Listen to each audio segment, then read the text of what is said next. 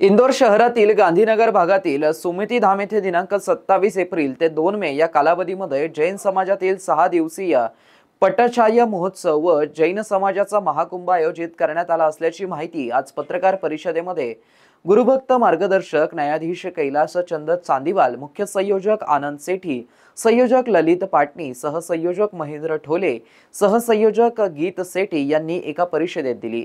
या पटटाचार्य महोत्सव व जैन समाजाचा महाकुंभासाठी शहर जिल्ह्यातून हजारो समाज बांधव जाणार असल्याचंही त्यांनी यावेळी सांगितलंय।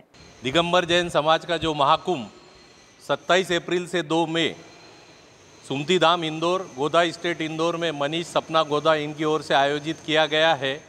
इस महाकुंभ में दिगंबर संप्रदाय के 450 साधु सम्मिलित होंगे। ये कार्यक्रम का मुख्य आकर्षण 30 अप्रैल 2025 को आचार्य भगवंत विशुद्ध सागर जी महाराज इनको उनके गुरु आचार्य भगवंत विराग सागर जी के समाधि के बाद पट्टाचार्य पद दिया जा रहा है।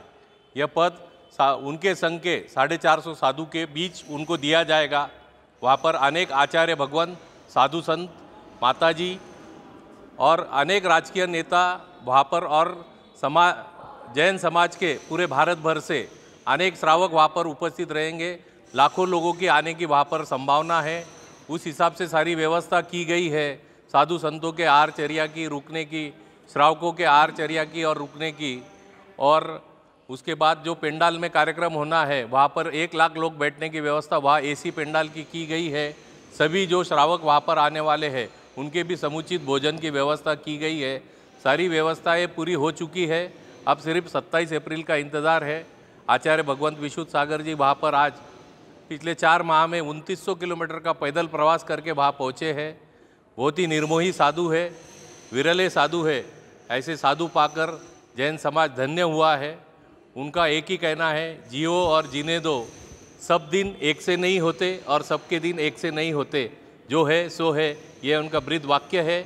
ऐसे आचार्य भगवंत विशुद्ध सागर जी जैन धर्म को मिले, आज भारत को मिले। आज ये भारत के लिए, समाज के लिए, सबके लिए गौरव की बात है।